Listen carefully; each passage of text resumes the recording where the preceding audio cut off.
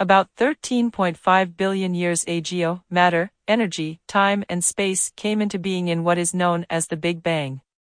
The story of these fundamental features of our universe is called physics. About 300,000 years after their appearance, matter and energy started to coalesce into complex structures, called atoms, which then combined into molecules. The story of atoms, molecules and their interactions is called chemistry. About 3.8 billion years ago, on a planet called Earth, certain molecules combined to form particularly large and intricate structures called organisms. The story of organisms is called biology. About 70,000 years ago, organisms belonging to the species Homo sapiens started to form even more elaborate structures called cultures. The subsequent development of these human cultures is called history.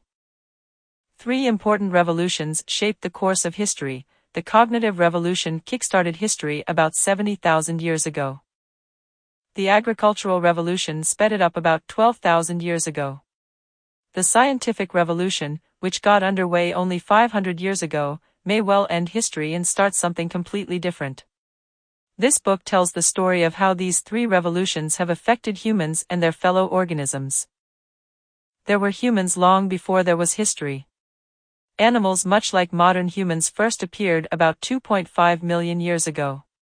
But for countless generations they did not stand out from the myriad other organisms with which they shared their habitats. On a hike in East Africa 2 million years ago, you might well have encountered a familiar cast of human characters, anxious mothers cuddling their babies and clutches of carefree children playing in the mud, temperamental youths chafing against the dictates of society and weary elders who just wanted to be left in peace.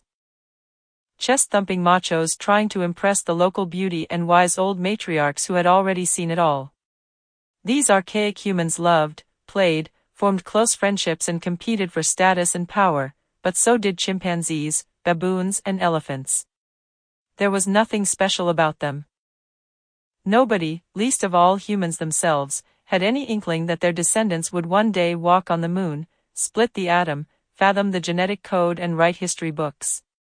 The most important thing to know about prehistoric humans is that they were insignificant animals with no more impact on their environment than gorillas, fireflies, or jellyfish. Biologists classify organisms into species. Animals are said to belong to the same species if they tend to mate with each other, giving birth to fertile offspring. Horses and donkeys have a recent common ancestor and share many physical traits. But they show little sexual interest in one another. They will mate if induced to do so, but their offspring, called mules, are sterile. Mutations in donkey DNA can therefore never cross over to horses, or vice versa. The two types of animals are consequently considered two distinct species, moving along separate evolutionary paths. By contrast, a bulldog and a spaniel may look very different, but they are members of the same species, sharing the same DNA pool. They will happily mate and their puppies will grow up to pair off with other dogs and produce more puppies. Species that evolved from a common ancestor are bunched together under the heading genus. Lions, tigers, leopards, and jaguars are different species within the genus Panthera. Biologists label organisms with a two-part Latin name, genus followed by species. Lions, for example, are called Panthera leo, the species Leo of the genus Panthera. Presumably, everyone reading this book is a Homo sapiens, the species sapiens of the genus Homo. Genera in their turn are grouped into families, such as the cats, the dogs, and the elephants. All members of a family trace their lineage back to a founding matriarch or patriarch. All cats, for example, from the smallest house kitten to the most ferocious lion, share a common feline ancestor who lived about 25 million years ago. Homo sapiens, too, belongs to a family.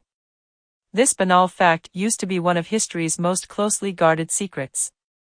Homo sapiens long preferred to view itself as set apart from animals, an orphan bereft of family, lacking siblings or cousins, and most importantly, without parents. But that's just not the case. Like it or not, we are members of a large and particularly noisy family called the great apes. Our closest living relatives include chimpanzees, gorillas, and orangutans. The chimpanzees are the closest. Just 6 million years ago, a single female ape had 2 daughters. One became the ancestor of all chimpanzees, the other is our own grandmother. Skeletons in the closet. Homo sapiens has kept hidden an even more disturbing secret. Not only do we possess an abundance of uncivilized cousins, once upon a time we had quite a few brothers and sisters as well. We are used to thinking about ourselves as the only humans, because for the last 10,000 years, our species has indeed been the only human species around. Yet the real meaning of the word human is, an animal belonging to the genus Homo, and there used to be many other species of this genus besides Homo sapiens. Moreover, as we shall see in the last chapter of the book, in the not-so-distant future we might again have to contend with non-sapiens humans. To clarify this point, I will often use the term sapiens to denote members of the species Homo sapiens, while reserving the term human to refer to all extant members of the genus Homo. Humans first evolved in East Africa about 2.5 million years ago from an earlier genus of apes called Australopithecus, which means southern ape. About 2 million years ago, some of these archaic men and women left their homeland to journey through and settle vast areas of North Africa, Europe, and Asia. Since survival in the snowy forests of northern Europe required different traits than those needed to stay alive in Indonesia's steaming jungles, human populations evolved in different directions. The result was several distinct species, to each of which scientists have assigned a pompous Latin name. 2. Our siblings, according to speculative reconstructions. Homo rudolfensis, Homo erectus, and Homo neanderthalensis. All are humans. Humans in Europe and Western Asia evolved into Homo neanderthalensis, popularly referred to simply as Neanderthals. Neanderthals, bulkier and more muscular than us sapiens, were well adapted to the cold climate of Ice Age Western Eurasia. The more eastern regions of Asia were populated by Homo erectus, upright man, who survived there for close to 2 million years, making it the most durable human species ever. This record is unlikely to be broken even by our own species. It is doubtful whether Homo sapiens will still be around 1,000 years from now, so 2 million years is really out of our league. On the island of Java, in Indonesia, lived Homo soloensis, man from the Solo Valley, who was suited to life in the tropics. On another Indonesian island, the small island of Flores, archaic humans underwent a process of dwarfing. Humans first reached Flores when the sea level was exceptionally low, and the island was easily accessible from the mainland. When the seas rose again, some people were trapped on the island, which was poor in resources. Big people, who need a lot of food, died first. Smaller fellows survived much better. Over the generations, the people of Flores became dwarves. This unique species, known by scientists as Homo floresiensis, reached a maximum height of only 1 meter and weighed no more than 25 kilograms. They were nevertheless able to produce stone tools, and even managed occasionally to hunt down some of the island's elephants, though, to be fair, the elephants were a dwarf species as well. In 2010 another lost sibling was rescued from oblivion, when scientists excavating the Denisova cave in Siberia discovered a fossilized finger bone.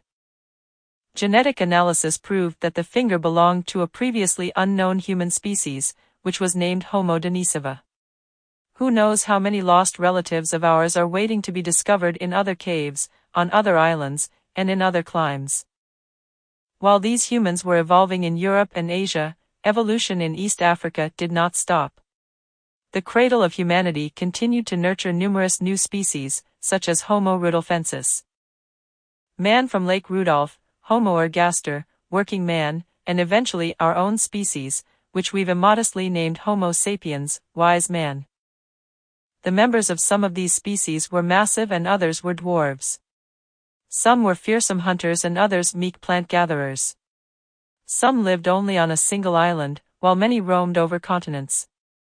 But all of them belonged to the genus Homo. They were all human beings. It's a common fallacy to envision these species as arranged in a straight line of descent, with ergaster begetting erectus, erectus begetting the Neanderthals, and the Neanderthals evolving into us.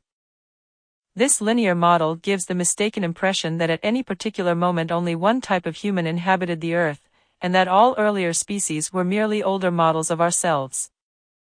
The truth is that from about 2 million years ago until around 10,000 years ago, the world was home, at one and the same time, to several human species. And why not? Today there are many species of foxes, bears and pigs. The Earth of 100 millennia ago was walked by at least 6 different species of man. It's our current exclusivity, not that multi-species past, that is peculiar, and perhaps incriminating. As we will shortly see, we sapiens have good reasons to repress the memory of our siblings. The cost of thinking. Despite their many differences, all human species share several defining characteristics. Most notably, humans have extraordinarily large brains compared to other animals. Mammals weighing 60 kilograms have an average brain size of 200 cubic centimeters. The earliest men and women, too, 5 million years ago, had brains of about 600 cubic centimeters. Modern sapiens sport a brain averaging 1,200, 1,400 cubic centimeters. Neanderthal brains were even bigger. That evolution should select for larger brains may seem to us like, well, a no-brainer. We are so enamored of our high intelligence that we assume that when it comes to cerebral power, more must be better. But if that were the case, the feline family would also have produced cats who could do calculus. Why is genus Homo the only one in the entire animal kingdom to have come up with such massive thinking machines? The fact is that a jumbo brain is a jumbo drain on the body. It's not easy to carry around, especially when encased inside a massive skull. It's even harder to fuel. In Homo sapiens, the brain accounts for about 2–3% of total body weight, but it consumes 25% of the body's energy when the body is at rest. By comparison, the brains of other apes require only 8% of rest time energy. Archaic humans paid for their large brains in 2 ways.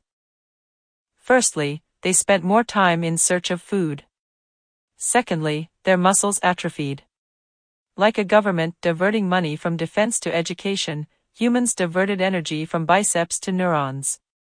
It's hardly a foregone conclusion that this is a good strategy for survival on the savannah. A chimpanzee can't win an argument with a Homo sapiens, but the ape can rip the man apart like a rag doll. Today our big brains pay off nicely, because we can produce cars and guns that enable us to move much faster than chimps, and shoot them from a safe distance instead of wrestling. But cars and guns are a recent phenomenon. For more than 2 million years, human neural networks kept growing and growing, but apart from some flint knives and pointed sticks, humans had precious little to show for it. What then drove forward the evolution of the massive human brain during those 2 million years? Frankly, we don't know. Another singular human trait is that we walk upright on 2 legs. Standing up, it's easier to scan the savannah for game or enemies, and arms that are unnecessary for locomotion are freed for other purposes, like throwing stones or signaling. The more things these hands could do, the more successful their owners were, so evolutionary pressure brought about an increasing concentration of nerves and finely tuned muscles in the palms and fingers. As a result, humans can perform very intricate tasks with their hands. In particular, they can produce and use sophisticated tools. The first evidence for tool production dates from about 2.5 million years ago, and the manufacture and use of tools are the criteria by which archaeologists recognize ancient humans. Yet walking upright has its downside. The skeleton of our primate ancestors developed for millions of years to support a creature that walked on all 4s and had a relatively small head. Adjusting to an upright position was quite a challenge, especially when the scaffolding had to support an extra-large cranium. Humankind paid for its lofty vision and industrious hands with backaches and stiff necks. Women paid extra. An upright gait required narrower hips, constricting the birth canal, and this just when babies' heads were getting bigger and bigger. Death in childbirth became a major hazard for human females. Women who gave birth earlier, when the infant's brain and head were still relatively small and supple, fared better and lived to have more children. Natural selection consequently favored earlier births. And, indeed, compared to other animals, humans are born prematurely, when many of their vital systems are still underdeveloped. A colt can trot shortly after birth. A kitten leaves its mother to forage on its own when it is just a few weeks old. Human babies are helpless, dependent for many years on their elders for sustenance, protection, and education. This fact has contributed greatly both to humankind's extraordinary social abilities and to its unique social problems. Lone mothers could hardly forage enough food for their offspring and themselves with needy children in tow. Raising children required constant help from other family members and neighbors. It takes a tribe to raise a human. Evolution thus favored those capable of forming strong social ties. In addition, since humans are born underdeveloped, they can be educated and socialized to a far greater extent than any other animal. Most mammals emerge from the womb like glazed earthenware emerging from a kiln. Any attempt at remolding will scratch or break them. Humans emerge from the womb like molten glass from a furnace. They can be spun, stretched, and shaped with a surprising degree of freedom. This is why today we can educate our children to become Christian or Buddhist, capitalist or socialist, warlike or peace-loving. We assume that a large brain, the use of tools, superior learning abilities and complex social structures are huge advantages. It seems self-evident that these have made humankind the most powerful animal on Earth. But humans enjoyed all of these advantages for a full 2 million years, during which they remained weak and marginal creatures. Thus humans who lived 1 million years ago, despite their big brains and sharp stone tools, dwelt in constant fear of predators, rarely hunted large game, and subsisted mainly by gathering plants, scooping up insects, stalking small animals, and eating the carrion left behind by other more powerful carnivores. One of the most common uses of early stone tools was to crack open bones in order to get to the marrow. Some researchers believe this was our original niche. Just as woodpeckers specialize in extracting insects from the trunks of trees, the first humans specialized in extracting marrow from bones. Why marrow? Well, suppose you observe a pride of lions take down and devour a giraffe. You wait patiently until they're done. But it's still not your turn, because first the hyenas and jackals, and you don't dare interfere with them, scavenge the leftovers. Only then would you and your band dare approach the carcass, look cautiously left and right, and dig into the edible tissue that remained. This is a key to understanding our history and psychology. Genus Homo's position in the food chain was, until quite recently, solidly in the middle. For millions of years, humans hunted smaller creatures and gathered what they could, all the while being hunted by larger predators. It was only 400,000 years ago that several species of man began to hunt large game on a regular basis, and only in the last 100,000 years, with the rise of Homo sapiens, that man jumped to the top of the food chain. That spectacular leap from the middle to the top had enormous consequences. Other animals at the top of the pyramid, such as lions and sharks, evolved into that position very gradually, over millions of years. This enabled the ecosystem to develop checks and balances that prevent lions and sharks from wreaking too much havoc. As lions became deadlier, so gazelles evolved to run faster, hyenas to cooperate better, and rhinoceroses to be more bad-tempered. In contrast, humankind ascended to the top so quickly that the ecosystem was not given time to adjust. Moreover, humans themselves failed to adjust. Most top predators of the planet are majestic creatures. Millions of years of dominion have filled them with self-confidence. Sapiens, by contrast, is more like a banana republic dictator. Having so recently been one of the underdogs of the savannah, we are full of fears and anxieties over our position, which makes us doubly cruel and dangerous. Many historical calamities, from deadly wars to ecological catastrophes, have resulted from this over-hasty jump. A race of cooks. A significant step on the way to the top was the domestication of fire. Some human species may have made occasional use of fire as early as 800,000 years ago. By about 300,000 years ago, Homo erectus, Neanderthals and the forefathers of Homo sapiens were using fire on a daily basis. Humans now had a dependable source of light and warmth, and a deadly weapon against prowling lions. Not long afterwards, humans may even have started deliberately to torch their neighborhoods. A carefully managed fire could turn impassable barren thickets into prime grasslands teeming with game. In addition, once the fire died down, Stone Age entrepreneurs could walk through the smoking remains and harvest charcoaled animals, nuts, and tubers. But the best thing fire did was cook. Foods that humans cannot digest in their natural forms, such as wheat, rice, and potatoes, became staples of our diet thanks to cooking. Fire not only changed food's chemistry, it changed its biology as well. Cooking killed germs and parasites that infested food. Humans also had a far easier time chewing and digesting old favorites such as fruits, nuts, insects, and carrion if they were cooked. Whereas chimpanzees spend 5 hours a day chewing raw food, a single hour suffices for people eating cooked food. The advent of cooking enabled humans to eat more kinds of food, to devote less time to eating, and to make do with smaller teeth and shorter intestines. Some scholars believe there is a direct link between the advent of cooking, the shortening of the human intestinal tract, and the growth of the human brain. Since long intestines and large brains are both massive energy consumers, it's hard to have both. By shortening the intestines and decreasing their energy consumption, cooking inadvertently opened the way to the jumbo brains of Neanderthals and sapiens. Fire also opened the first significant gulf between man and the other animals. The power of almost all animals depends on their bodies, the strength of their muscles, the size of their teeth, the breadth of their wings. Though they may harness winds and currents, they are unable to control these natural forces, and are always constrained by their physical design. Eagles, for example, identify thermal columns rising from the ground, spread their giant wings and allow the hot air to lift them upwards. Yet eagles cannot control the location of the columns, and their maximum carrying capacity is strictly proportional to their wingspan. When humans domesticated fire, they gained control of an obedient and potentially limitless force.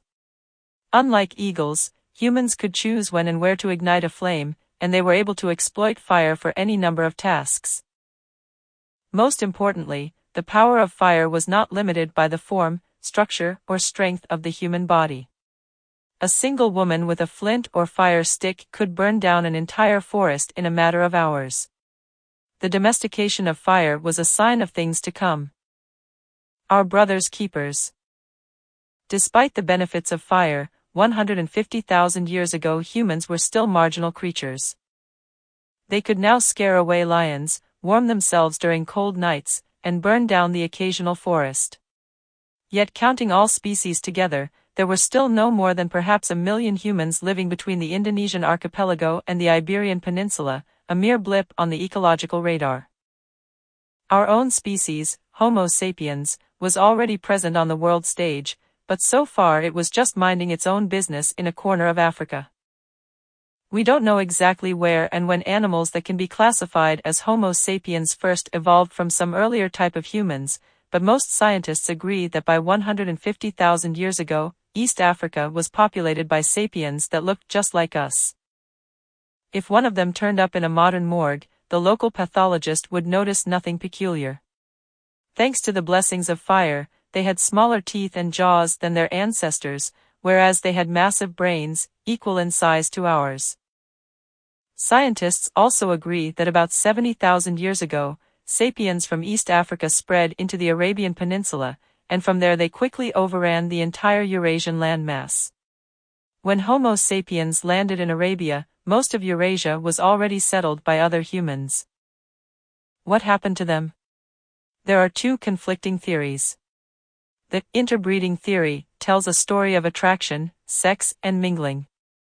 As the African immigrants spread around the world, they bred with other human populations, and people today are the outcome of this interbreeding.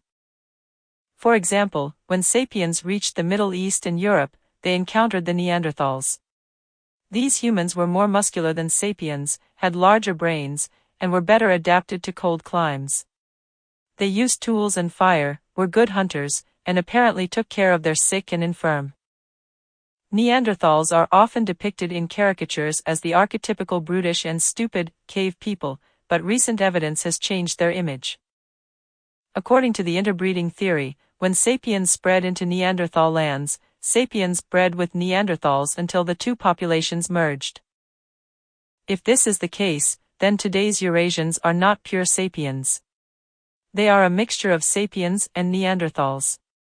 Similarly, when sapiens reached East Asia, they interbred with the local erectus, so the Chinese and Koreans are a mixture of sapiens and erectus. The opposing view, called the replacement theory, tells a very different story, one of incompatibility, revulsion, and perhaps even genocide. According to this theory, sapiens and other humans had different anatomies, and most likely different mating habits and even body odors. They would have had little sexual interest in one another. And even if a Neanderthal Romeo and a sapiens Juliet fell in love, they could not produce fertile children, because the genetic gulf separating the two populations was already unbridgeable. The two populations remained completely distinct, and when the Neanderthals died out, or were killed off, their genes died with them. According to this view, sapiens replaced all the previous human populations without merging with them. If that is the case, the lineages of all contemporary humans can be traced back, exclusively, to East Africa, 70,000 years ago. We are all pure sapiens. Map 1. Homo sapiens conquers the globe. A lot hinges on this debate. From an evolutionary perspective, 70,000 years is a relatively short interval. If the replacement theory is correct, all living humans have roughly the same genetic baggage, and racial distinctions among them are negligible. But if the interbreeding theory is right, there might well be genetic differences between Africans, Europeans, and Asians that go back hundreds of thousands of years. This is political dynamite, which could provide material for explosive racial theories. In recent decades, the replacement theory has been the common wisdom in the field. It had firmer archaeological backing, and was more politically correct. But that ended in 2010, when the results of a 4-year effort to map the Neanderthal genome were published. Geneticists were able to collect enough intact Neanderthal DNA from fossils to make a broad comparison between it and the DNA of contemporary humans. The results stunned the scientific community. It turned out that 1.4% of the unique human DNA of modern populations in the Middle East and Europe is Neanderthal DNA. That's not a huge amount, but it's significant. A second shock came several months later, when DNA extracted from the fossilized finger from Denisova was mapped. The results proved that up to 6% of the unique human DNA of modern Melanesians and Aboriginal Australians is Denisovan DNA. If these results are valid, and it's important to keep in mind that further research is underway and may either reinforce or modify these conclusions, the interbreeders got at least some things right. But that doesn't mean that the replacement theory is completely wrong. Since Neanderthals and Denisovans contributed only a small amount of DNA to our present-day genome, it is impossible to speak of a merger between sapiens and other human species. Although differences between them were not large enough to completely prevent fertile intercourse, they were sufficient to make such contacts very rare. How then should we understand the biological relatedness of sapiens, Neanderthals and Denisovans? Clearly, they were not completely different species like horses and donkeys. On the other hand, they were not just different populations of the same species, like bulldogs and spaniels. Biological reality is not black and white. There are also important gray areas. Every two species that evolved from a common ancestor, such as horses and donkeys, were at one time just two populations of the same species, like bulldogs and spaniels. There must have been a point when the two populations were already quite different from one another, but still capable on rare occasions of having sex and producing fertile offspring. Then another mutation severed this last connecting thread, and they went their separate evolutionary ways. It seems that about 50,000 years ago, sapiens, Neanderthals and Denisovans were at that borderline point. They were almost, but not quite, entirely separate species. As we shall see in the next chapter, sapiens were already very different from Neanderthals and Denisovans not only in their genetic code and physical traits, but also in their cognitive and social abilities, yet it appears it was still just possible, on rare occasions, for a sapiens and a Neanderthal to produce a fertile offspring. So the populations did not merge, but a few lucky Neanderthal genes did hitch a ride on the Sapiens Express. It is unsettling, and perhaps thrilling, to think that we sapiens could at one time have sex with an animal from a different species, and produce children together. 3. A speculative reconstruction of a Neanderthal child. Genetic evidence hints that at least some Neanderthals may have had fair skin and hair. But if the Neanderthals, Denisovans and other human species didn't merge with sapiens, why did they vanish? One possibility is that Homo sapiens drove them to extinction. Imagine a sapiens band reaching a Balkan valley where Neanderthals had lived for hundreds of thousands of years. The newcomers began to hunt the deer and gather the nuts and berries that were the Neanderthals' traditional staples. Sapiens were more proficient hunters and gatherers, thanks to better technology and superior social skills, so they multiplied and spread. The less resourceful Neanderthals found it increasingly difficult to feed themselves. Their population dwindled and they slowly died out, except perhaps for one or two members who joined their sapiens neighbors. Another possibility is that competition for resources flared up into violence and genocide. Tolerance is not a sapiens trademark.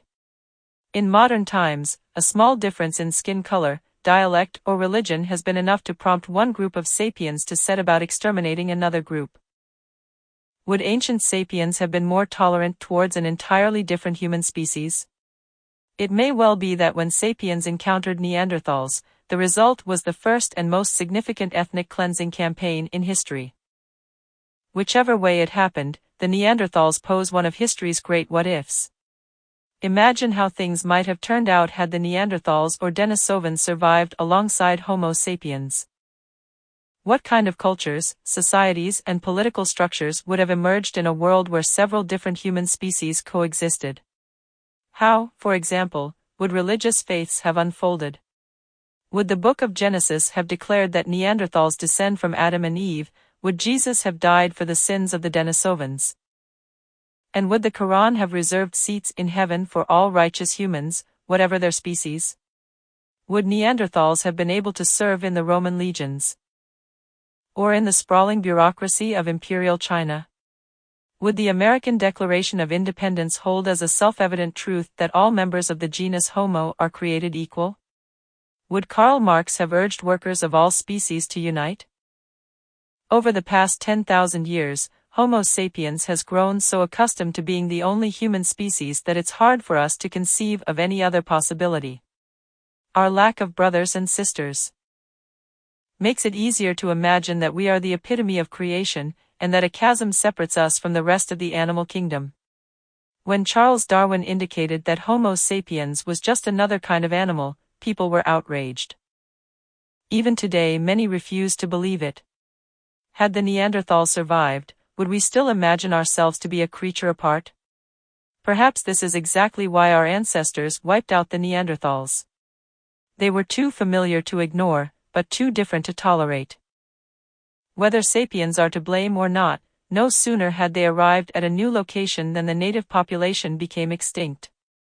The last remains of Homo soloensis are dated to about 50,000 years ago. Homo denisova disappeared shortly thereafter. Neanderthals made their exit roughly 30,000 years ago. The last dwarf-like humans vanished from Flores Island about 12,000 years ago. They left behind some bones, stone tools, a few genes in our DNA and a lot of unanswered questions. They also left behind us, Homo sapiens, the last human species. What was the sapiens' secret of success? How did we manage to settle so rapidly in so many distant and ecologically different habitats? How did we push all other human species into oblivion? Why couldn't even the strong, brainy, cold-proof Neanderthal survive our onslaught? The debate continues to rage. The most likely answer is the very thing that makes the debate possible. Homo sapiens conquered the world thanks above all to its unique language. 2. The Tree of Knowledge. In the previous chapter we saw that although sapiens had already populated East Africa 150,000 years ago, they began to overrun the rest of planet Earth and drive the other human species to extinction only about 70,000 years ago. In the intervening millennia, even though these archaic sapiens looked just like us and their brains were as big as ours, they did not enjoy any marked advantage over other human species, did not produce particularly sophisticated tools, and did not accomplish any other special feats. In fact, in the first recorded encounter between sapiens and Neanderthals, the Neanderthals won. About 100,000 years ago, some sapiens groups migrated north to the Levant, which was Neanderthal territory, but failed to secure a firm footing. It might have been due to nasty natives, an inclement climate, or unfamiliar local parasites. Whatever the reason, the sapiens eventually retreated, leaving the Neanderthals as masters of the Middle East. This poor record of achievement has led scholars to speculate that the internal structure of the brains of these sapiens was probably different from ours. They looked like us, but their cognitive abilities, learning, remembering, communicating, were far more limited. Teaching such an ancient sapiens English, persuading him of the truth of Christian dogma, or getting him to understand the theory of evolution would probably have been hopeless undertakings. Conversely, we would have had a very hard time learning his language and understanding his way of thinking. But then, beginning about 70,000 years ago, Homo sapiens started doing very special things. Around that date sapiens bands left Africa for a second time. This time they drove the Neanderthals and all other human species not only from the Middle East, but from the face of the earth. Within a remarkably short period, sapiens reached Europe and East Asia. About 45,000 years ago, they somehow crossed the open sea and landed in Australia, a continent hitherto untouched by humans. The period from about 70,000 years ago to about 30,000 years ago witnessed the invention of boats, oil lamps, bows and arrows and needles. The first objects that can reliably be called art date from this era, as does the first clear evidence for religion, commerce and social stratification. Most researchers believe that these unprecedented accomplishments were the product of a revolution in sapiens' cognitive abilities. They maintain that the people who drove the Neanderthals to extinction, settled Australia, and carved the Staddle lion man were as intelligent, creative and sensitive as we are. If we were to come across the artists of the Staddle cave, we could learn their language and they ours. We'd be able to explain to them everything we know. From the adventures of Alice in Wonderland to the paradoxes of quantum physics, and they could teach us how their people view the world. The appearance of new ways of thinking and communicating, between 70,000 and 30,000 years ago, constitutes the cognitive revolution. What caused it? We're not sure. The most commonly believed theory argues that accidental genetic mutations changed the inner wiring of the brains of sapiens, enabling them to think in unprecedented ways and to communicate using an altogether new type of language. We might call it the tree of knowledge mutation. Why did it occur in sapiens' DNA rather than in that of Neanderthals? It was a matter of pure chance, as far as we can tell. But it's more important to understand the consequences of the tree of knowledge mutation than its causes. What was so special about the new sapiens language that it enabled us to conquer the world? It was not the first language. Every animal has some kind of language. Even insects, such as bees and ants, know how to communicate in sophisticated ways, informing one another of the whereabouts of food. Neither was it the first vocal language. Many animals, including all ape and monkey species, have vocal languages. For example, green monkeys use calls of various kinds to communicate. Zoologists have identified one call that means, careful. An eagle. A slightly different call warns, careful. A lion. When researchers played a recording of the first call to a group of monkeys, the monkeys stopped what they were doing and looked upwards in fear. When the same group heard a recording of the second call, the lion warning, they quickly scrambled up a tree. Sapiens can produce many more distinct sounds than green monkeys, but whales and elephants have equally impressive abilities. A parrot can say anything Albert Einstein could say, as well as mimicking the sounds of phones ringing, doors slamming and sirens wailing. Whatever advantage Einstein had over a parrot, it wasn't vocal. What, then, is so special about our language? The most common answer is that our language is amazingly supple. We can connect a limited number of sounds and signs to produce an infinite number of sentences, each with a distinct meaning. We can thereby ingest, store and communicate a prodigious amount of information about the surrounding world. A green monkey can yell to its comrades, "Careful! A lion!" But a modern human can tell her friends that this morning, near the bend in the river, she saw a lion tracking a herd of bison. She can then describe the exact location, including the different paths leading to the area.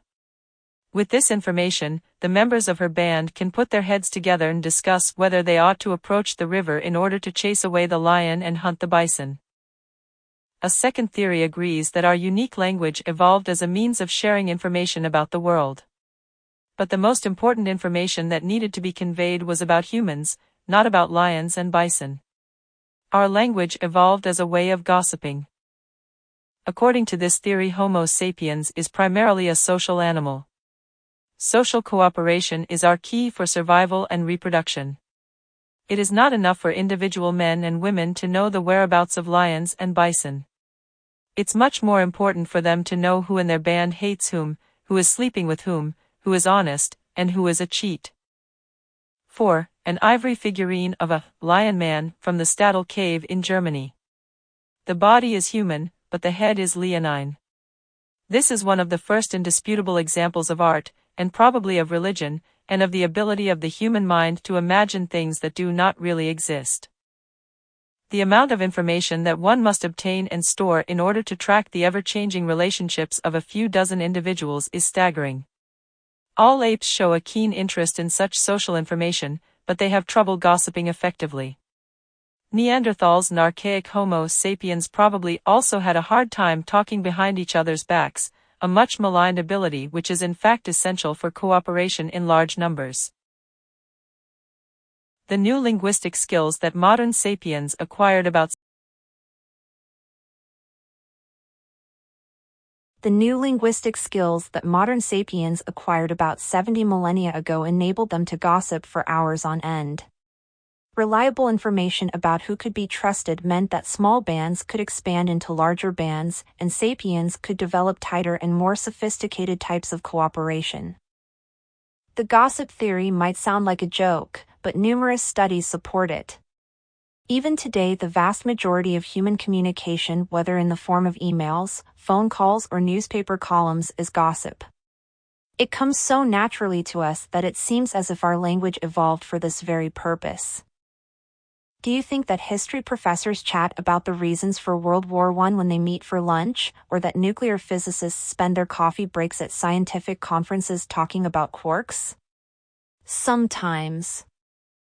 But more often, they gossip about the professor who caught her husband cheating, or the quarrel between the head of the department and the dean, or the rumors that a colleague used his research funds to buy a Lexus. Gossip usually focuses on wrongdoings. Rumormongers are the original Fourth Estate, journalists who inform society about and thus protect it from cheats and freeloaders. Most likely, both the gossip theory and the "there is a lion near the river" theory are valid. Yet the truly unique feature of our language is not its ability to transmit information about men and lions. Rather, it's the ability to transmit information about things that do not exist at all. As far as we know, only sapiens can talk about entire kinds of entities that they have never seen, touched, or smelled. Legends, myths, gods, and religions appeared for the first time with the cognitive revolution. Many animals and human species could previously say, "Careful! A lion!" Thanks to the cognitive revolution, Homo sapiens acquired the ability to say, "The lion is the guardian spirit of our tribe." This ability to speak about fictions is the most unique feature of sapiens' language. It's relatively easy to agree that only Homo sapiens can speak about things that don't really exist, and believe 6 impossible things before breakfast. You could never convince a monkey to give you a banana by promising him limitless bananas after death in monkey heaven. But why is it important? After all, fiction can be dangerously misleading or distracting. People who go to the forest looking for fairies and unicorns would seem to have less chance of survival than people who go looking for mushrooms and deer. And if you spend hours praying to non-existing guardian spirits, aren't you wasting precious time better spent foraging, fighting, and fornicating? But fiction has enabled us not merely to imagine things, but to do so collectively. We can weave common myths such as the biblical creation story, the Dreamtime myths of Aboriginal Australians, and the nationalist myths of modern states. Such myths give sapiens the unprecedented ability to cooperate flexibly in large numbers. Ants and bees can also work together in huge numbers, but they do so in a very rigid manner and only with close relatives. Wolves and chimpanzees cooperate far more flexibly than ants, but they can do so only with small numbers of other individuals that they know intimately. Sapiens can cooperate in extremely flexible ways with countless numbers of strangers. That's why sapiens rule the world, whereas ants eat our leftovers and chimps are locked up in zoos and research laboratories. The legend of Peugeot. Our chimpanzee cousins usually live in small troops of several dozen individuals. They form close friendships, hunt together and fight shoulder to shoulder against baboons, cheetahs, and enemy chimpanzees. Their social structure tends to be hierarchical. The dominant member, who is almost always a male, is termed the alpha male. Other males and females exhibit their submission to the alpha male by bowing before him while making grunting sounds, not unlike human subjects kowtowing before a king. The alpha male strives to maintain social harmony within his troop. When two individuals fight, he will intervene and stop the violence. Less benevolently, he might monopolize particularly coveted foods and prevent lower-ranking males from mating with the females. When two males are contesting the alpha position, they usually do so by forming extensive coalitions of supporters, both male and female, from within the group. Ties between coalition members are based on intimate daily contact, hugging, touching, kissing, grooming, and mutual favors. Just as human politicians on election campaigns go around shaking hands and kissing babies, so aspirants to the top position in a chimpanzee group spend much time hugging, backslapping, and kissing baby chimps. The alpha male usually wins his position not because he is physically stronger, but because he leads a large and stable coalition. These coalitions play a central part not only during overt struggles for the alpha position, but in almost all day-to-day activities. Members of a coalition spend more time together, share food, and help one another in times of trouble. There are clear limits to the size of groups that can be formed and maintained in such a way. In order to function, all members of a group must know each other intimately. Two chimpanzees who have never met, never fought, and never engaged in mutual grooming will not know whether they can trust one another, whether it would be worthwhile to help one another, and which of them ranks higher. Under natural conditions, a typical chimpanzee troop consists of about 20 to 50 individuals. As the number of chimpanzees in a troop increases, the social order destabilizes, eventually leading to a rupture and the formation of a new troop by some of the animals. Only in a handful of cases have zoologists observed groups larger than 100. Separate groups seldom cooperate and tend to compete for territory and food. Researchers have documented prolonged warfare between groups, and even one case of genocidal activity in which one troop systematically slaughtered most members of a neighboring band. Similar patterns probably dominated the social lives of early humans, including archaic Homo sapiens. Humans, like chimps, have social instincts that enabled our ancestors to form friendships and hierarchies, and to hunt or fight together. However, like the social instincts of chimps, those of humans were adapted only for small intimate groups. When the group grew too large, its social order destabilized and the band split. Even if a particularly fertile valley could feed 500 archaic sapiens, there was no way that so many strangers could live together. How could they agree who should be leader, who should hunt where, or who should mate with whom? In the wake of the cognitive revolution, gossip helped Homo sapiens to form larger and more stable bands. But even gossip has its limits. Sociological research has shown that the maximum natural size of a group bonded by gossip is about 150 individuals. Most people can neither intimately know nor gossip effectively about more than 150 human beings. Even today, a critical threshold in human organizations falls somewhere around this magic number. Below this threshold, communities, businesses, social networks, and military units can maintain themselves based mainly on intimate acquaintance and rumor-mongering. There is no need for formal ranks, titles, and law books to keep order.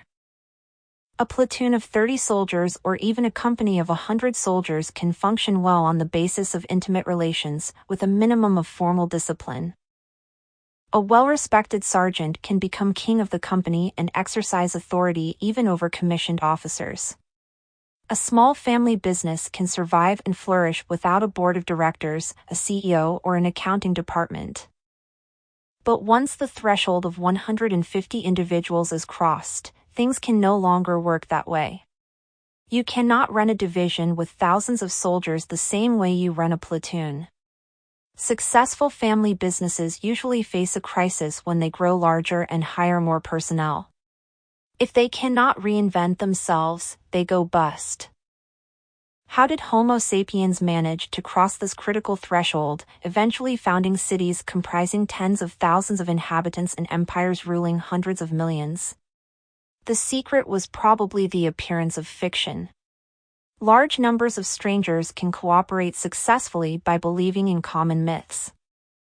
Any large-scale human cooperation, whether a modern state, a medieval church, an ancient city, or an archaic tribe, is rooted in common myths that exist only in people's collective imagination. Churches are rooted in common religious myths. Two Catholics who have never met can nevertheless go together on crusade or pool funds to build a hospital because they both believe that God was incarnated in human flesh and allowed himself to be crucified to redeem our sins. States are rooted in common national myths. Two Serbs who have never met might risk their lives to save one another because both believe in the existence of the Serbian nation, the Serbian homeland, and the Serbian flag. Judicial systems are rooted in common legal myths. Two lawyers who have never met can nevertheless combine efforts to defend a complete stranger because they both believe in the existence of laws, justice, human rights, and the money paid out in fees. Yet none of these things exists outside the stories that people invent and tell one another. There are no gods in the universe, no nations, no money, no human rights, no laws, and no justice outside the common imagination of human beings. People easily understand that primitives cement their social order by believing in ghosts and spirits, and gathering each full moon to dance together around the campfire. What we fail to appreciate is that our modern institutions function on exactly the same basis. Take, for example, the world of business corporations. Modern business people and lawyers are, in fact, powerful sorcerers. The principal difference between them and tribal shamans is that modern lawyers tell far stranger tales. The legend of Peugeot affords us a good example. An icon that somewhat resembles the Stadel Lion Man appears today on cars, trucks, and motorcycles from Paris to Sydney. It's the hood ornament that adorns vehicles made by Peugeot, one of the oldest and largest of Europe's carmakers. Peugeot began as a small family business in the village of Valentiny, just 300 kilometers from the Stadel Cave. Today the company employs about 200,000 people worldwide, most of whom are complete strangers to each other. These strangers cooperate so effectively that in 2008 Peugeot produced more than 1.5 million automobiles, earning revenues of about 55 billion euros. In what sense can we say that Peugeot SA exists? There are many Peugeot vehicles, but these are obviously not the company. Even if every Peugeot in the world were simultaneously junked and sold for scrap metal, Peugeot SA would not disappear. It would continue to manufacture new cars and issue its annual report. The company owns factories, machinery and showrooms, and employs mechanics, accountants and secretaries, but all these together do not comprise Peugeot. A disaster might kill every single one of Peugeot's employees and go on to destroy all of its assembly lines and executive offices. Even then, the company could borrow money, hire new employees, build new factories and buy new machinery. Peugeot has managers and shareholders, but neither do they constitute the company. All the managers could be dismissed and all its shares sold, but the company itself would remain intact. 5. The Peugeot Lion. It doesn't mean that Peugeot SA is invulnerable or immortal. If a judge were to mandate the dissolution of the company, its factories would remain standing and its workers, accountants, managers and shareholders would continue to live, but Peugeot SA would immediately vanish. In short, Peugeot SA seems to have no essential connection to the physical world. Does it really exist? Peugeot is a figment of our collective imagination. Lawyers call this a legal fiction. It can't be pointed at, it is not a physical object. But it exists as a legal entity. Just like you or me, it is bound by the laws of the countries in which it operates. It can open a bank account and own property. It pays taxes, and it can be sued and even prosecuted separately from any of the people who own or work for it. Peugeot belongs to a particular genre of legal fictions called limited liability companies. The idea behind such companies is among humanity's most ingenious inventions. Homo sapiens lived for untold millennia without them. During most of recorded history, property could be owned only by flesh and blood humans, the kind that stood on two legs and had big brains. If in 13th century France Jean set up a wagon manufacturing workshop, he himself was the business. If a wagon he'd made broke down a week after purchase, the disgruntled buyer would have sued Jean personally. If Jean had borrowed 1,000 gold coins to set up his workshop and the business failed, he would have had to repay the loan by selling his private property, his house, his cow, his land. He might even have had to sell his children into servitude. If he couldn't cover the debt, he could be thrown in prison by the state or enslaved by his creditors. He was fully liable, without limit, for all obligations incurred by his workshop. If you had lived back then, you would probably have thought twice before you opened an enterprise of your own. And indeed, this legal situation discouraged entrepreneurship. People were afraid to start new businesses and take economic risks. It hardly seemed worth taking the chance that their families could end up utterly destitute. This is why people began collectively to imagine the existence of limited liability companies. Such companies were legally independent of the people who set them up, or invested money in them, or managed them. Over the last few centuries, such companies have become the main players in the economic arena, and we have grown so used to them that we forget they exist only in our imagination. In the US, the technical term for a limited liability company is a corporation, which is ironic, because the term derives from corpus, the one thing these corporations lack. Despite their having no real bodies, the American legal system treats corporations as legal persons, as if they were flesh and blood human beings. And so did the French legal system back in 1896, when Armand Peugeot, who had inherited from his parents a metalworking shop that produced springs, saws and bicycles, decided to go into the automobile business. To that end, he set up a limited liability company.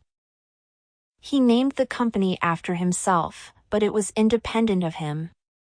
If one of the cars broke down, the buyer could sue Peugeot, but not Armand Peugeot. If the company borrowed millions of francs and then went bust, Armand Peugeot did not owe its creditors a single franc. The loan, after all, had been given to Peugeot, the company, not to Armand Peugeot, the Homo sapiens. Armand Peugeot died in 1915. Peugeot, the company, is still alive and well.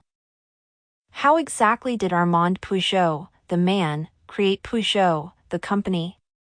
In much the same way that priests and sorcerers have created gods and demons throughout history, and in which thousands of French cures were still creating Christ's body every Sunday in the parish churches.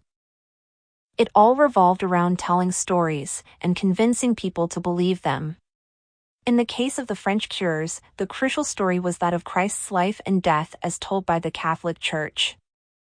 According to this story, if a Catholic priest dressed in his sacred garments solemnly said the right words at the right moment, mundane bread and wine turned into God's flesh and blood. The priest exclaimed hoc est corpus meum, and hocus pocus, the bread turned into Christ's flesh.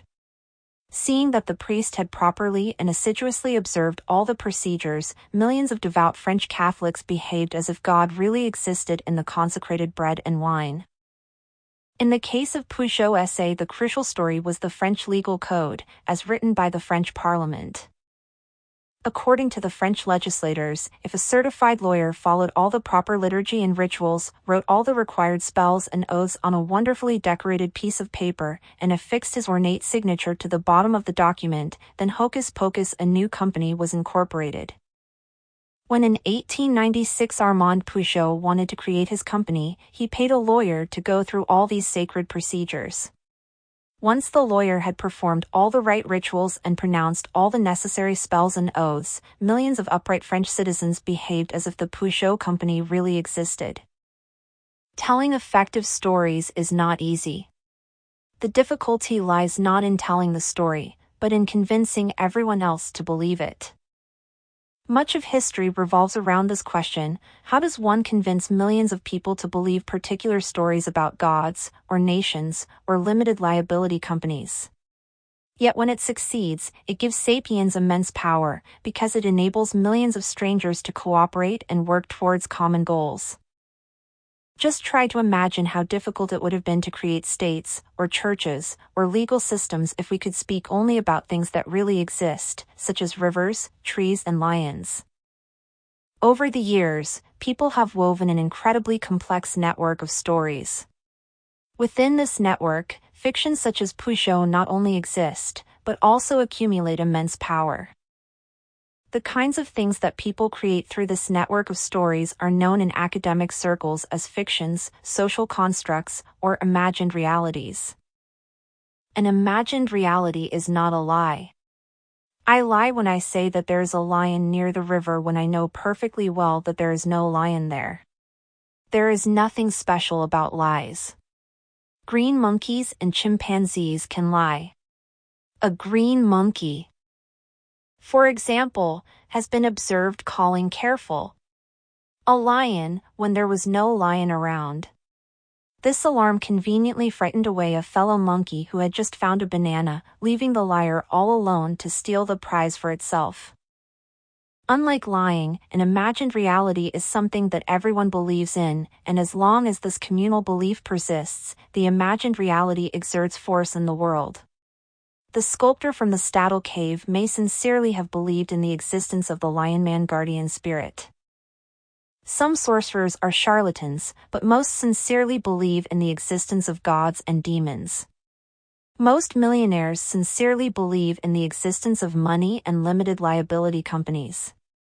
Most human rights activists sincerely believe in the existence of human rights.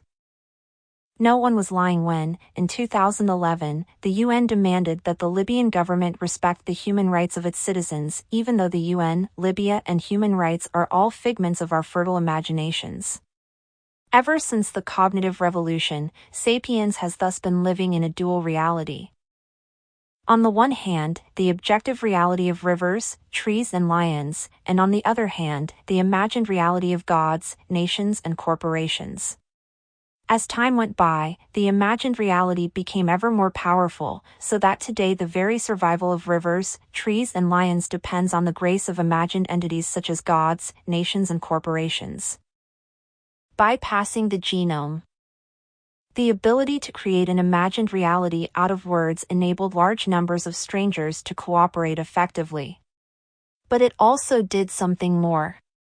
Since large-scale human cooperation is based on myths, the way people cooperate can be altered by changing the myths by telling different stories.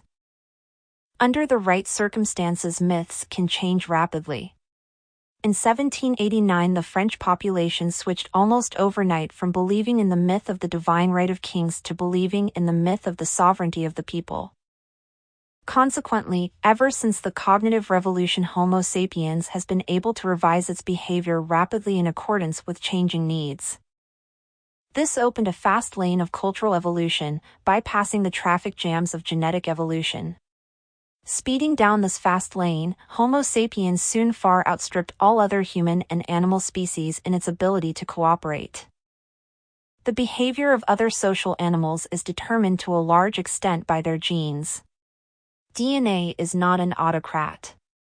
Animal behavior is also influenced by environmental factors and individual quirks. Nevertheless, in a given environment, animals of the same species will tend to behave in a similar way. Significant changes in social behavior cannot occur, in general, without genetic mutations. For example, common chimpanzees have a genetic tendency to live in hierarchical groups headed by an alpha male. Members of a closely related chimpanzee species, bonobos, usually live in more egalitarian groups dominated by female alliances. Female common chimpanzees cannot take lessons from their bonobo relatives and stage a feminist revolution. Male chimps cannot gather in a constitutional assembly to abolish the office of alpha male and declare that from here on out all chimps are to be treated as equals. Such dramatic changes in behavior would occur only if something changed in the chimpanzee's DNA. For similar reasons, archaic humans did not initiate any revolutions. As far as we can tell, changes in social patterns, the invention of new technologies and the settlement of alien habitats resulted from genetic mutations and environmental pressures more than from cultural initiatives. This is why it took humans hundreds of thousands of years to make these steps. 2 million years ago, genetic mutations resulted in the appearance of a new human species called Homo erectus. Its emergence was accompanied by the development of a new stone tool technology, now recognized as a defining feature of this species. As long as Homo erectus did not undergo further genetic alterations, its stone tools remained roughly the same for close to 2 million years. In contrast, ever since the cognitive revolution, sapiens have been able to change their behavior quickly, transmitting new behaviors to future generations without any need of genetic or environmental change. As a prime example, consider the repeated appearance of childless elites, such as the Catholic priesthood, Buddhist monastic orders, and Chinese eunuch bureaucracies. The existence of such elites goes against the most fundamental principles of natural selection, since these dominant members of society willingly give up procreation. Whereas chimpanzee alpha males use their power to have sex with as many females as possible, and consequently sire a large proportion of their troops young, the Catholic alpha male abstains completely from sexual intercourse and childcare. This abstinence does not result from unique environmental conditions such as a severe lack of food or one of potential mates. Nor is it the result of some quirky genetic mutation. The Catholic Church has survived for centuries, not by passing on a celibacy gene from one pope to the next, but by passing on the stories of the New Testament and of Catholic canon law. In other words, while the behavior patterns of archaic humans remained fixed for tens of thousands of years, sapiens could transform their social structures, the nature of their interpersonal relations, their economic activities, and a host of other behaviors within a decade or two. Consider a resident of Berlin, born in 1900 and living to the ripe age of 100. She spent her childhood in the Hohenzollern Empire of Wilhelm II, her adult years in the Weimar Republic, the Nazi Third Reich and Communist East Germany, and she died a citizen of a democratic and reunified Germany. She had managed to be a part of 5 very different socio-political systems, though her DNA remained exactly the same.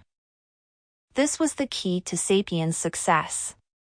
In a one-on-one brawl, a Neanderthal would probably have beaten a sapiens. But in a conflict of hundreds, Neanderthals wouldn't stand a chance. Neanderthals could share information about the whereabouts of lions, but they probably could not tell and revise stories about tribal spirits. Without an ability to compose fiction, Neanderthals were unable to cooperate effectively in large numbers, nor could they adapt their social behavior to rapidly changing challenges.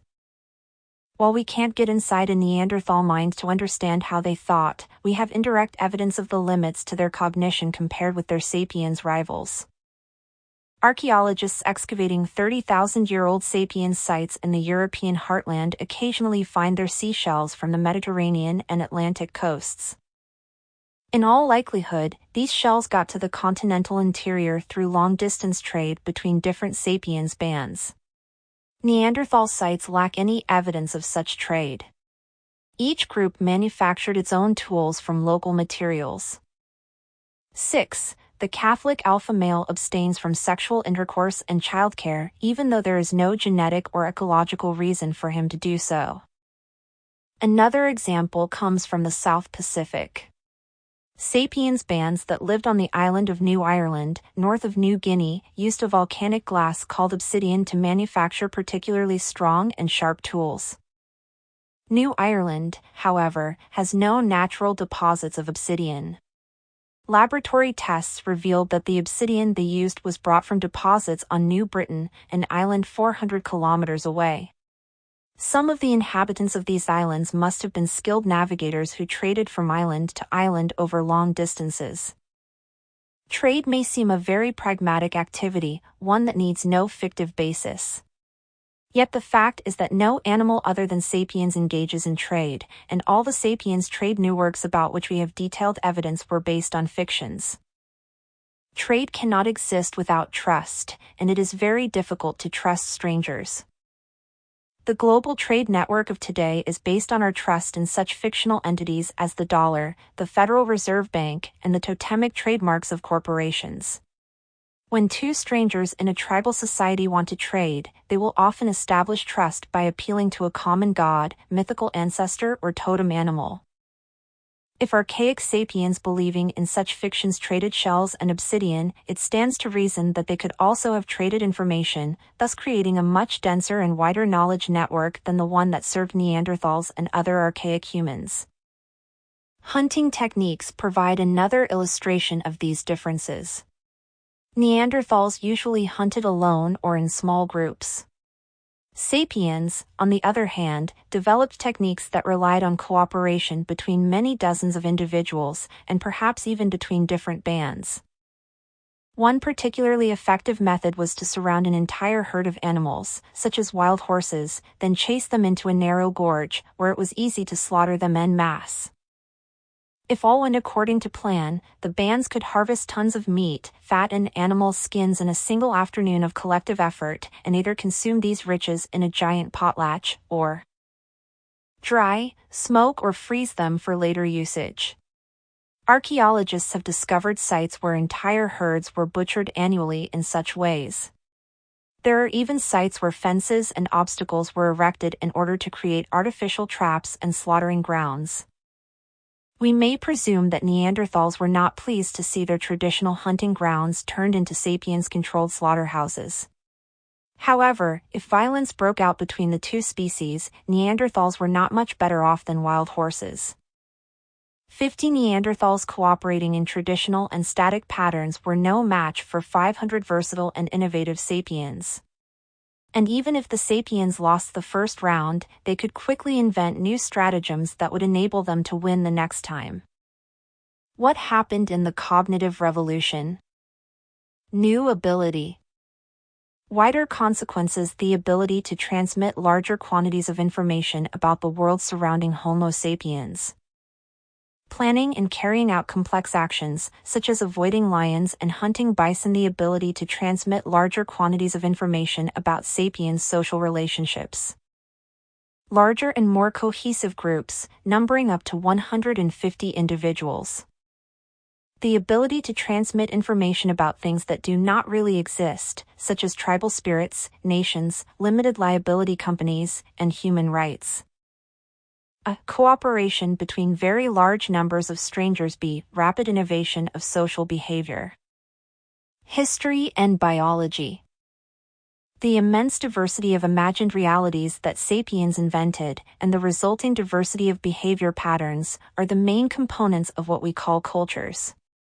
Once cultures appeared, they never ceased to change and develop, and these unstoppable alterations are what we call history. The cognitive revolution is accordingly the point when history declared its independence from biology. Until the cognitive revolution, the doings of all human species belonged to the realm of biology, or, if you so prefer, prehistory. From the cognitive revolution onwards, historical narratives replaced biological theories as our primary means of explaining the development of Homo sapiens. To understand the rise of Christianity or the French Revolution, it is not enough to comprehend the interaction of genes, hormones, and organisms. It is necessary to take into account the interaction of ideas, images, and fantasies as well. This does not mean that Homo sapiens and human culture became exempt from biological laws. We are still animals, and our physical, emotional, and cognitive abilities are still shaped by our DNA. Our societies are built from the same building blocks as Neanderthal or chimpanzee societies, and the more we examine these building blocks, sensations, emotions, family ties, the less difference we find between us and other apes. It is, however, a mistake to look for the differences at the level of the individual or the family. 1-on-1, even 10-on-10, we are embarrassingly similar to chimpanzees. Significant differences begin to appear only when we cross the threshold of 150 individuals, and when we reach 1,000, 2,000 individuals, the differences are astounding. If you tried to bunch together thousands of chimpanzees into Tiananmen Square, Wall Street, the Vatican, or the headquarters of the United Nations, the result would be pandemonium. By contrast, sapiens regularly gather by the thousands in such places. Together, they create orderly patterns such as trade networks, mass celebrations, and political institutions that they could never have created in isolation. The real difference between us and chimpanzees is the mythical glue that binds together large numbers of individuals, families, and groups. This glue has made us the masters of creation. Of course, we also needed other skills, such as the ability to make and use tools. Yet toolmaking is of little consequence unless it is coupled with the ability to cooperate with many others. How is it that we now have intercontinental missiles with nuclear warheads, whereas 30,000 years ago we had only sticks with flint spearheads? Physiologically, there has been no significant improvement in our toolmaking capacity over the last 30,000 years. Albert Einstein was far less dexterous with his hands than was an ancient hunter-gatherer. However, our capacity to cooperate with large numbers of strangers has improved dramatically. The ancient flint spearhead was manufactured in minutes by a single person who relied on the advice and help of a few intimate friends. The production of a modern nuclear warhead requires the cooperation of millions of strangers all over the world, from the workers who mine the uranium ore in the depths of the earth to theoretical physicists who write long mathematical formulas to describe the interactions of subatomic particles. To summarize the relationship between biology and history after the cognitive revolution, biology sets the basic parameters for the behavior and capacities of Homo sapiens. The whole of history takes place within the bounds of this biological arena. However, this arena is extraordinarily large, allowing sapiens to play an astounding variety of games. Thanks to their ability to invent fiction, sapiens create more and more complex games, which each generation develops and elaborates even further. Consequently, in order to understand how sapiens behave, we must describe the historical evolution of their actions. Referring only to our biological constraints would be like a radio sportscaster who, attending the World Cup football championships, offers his listeners a detailed description of the playing field rather than an account of what the players are doing. What games did our Stone Age ancestors play in the arena of history? As far as we know, the people who carved the Statue Lion Man some 30,000 years ago had the same physical, emotional, and intellectual abilities we have. What did they do when they woke up in the morning? What did they eat for breakfast and lunch? What were their societies like? Did they have monogamous relationships and nuclear families? Did they have ceremonies, moral codes, sports contests, and religious rituals? Did they fight wars? The next chapter takes a peek behind the curtain of the ages, examining what life was like in the millennia separating the cognitive revolution from the agricultural revolution.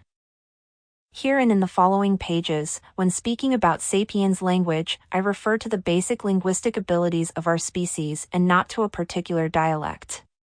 English, Hindi, and Chinese are all variants of sapiens language. Apparently, even at the time of the cognitive revolution, different sapiens groups had different dialects.